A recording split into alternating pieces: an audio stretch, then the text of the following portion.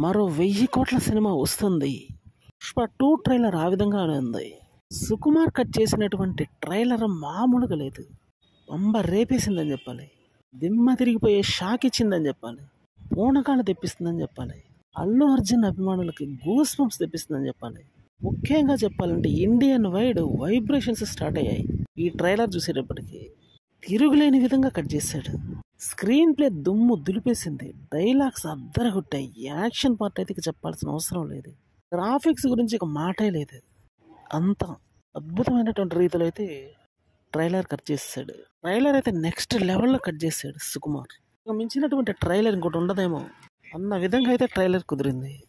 అల్లు అర్జున్ యొక్క total performance trailer నిండా ఎదిరిపోయిందని చెప్పాలి.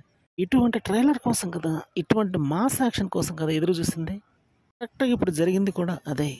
సంచలనం సృష్టించే విధంగా ఉందనే చెప్పాలి ట్రైలర్.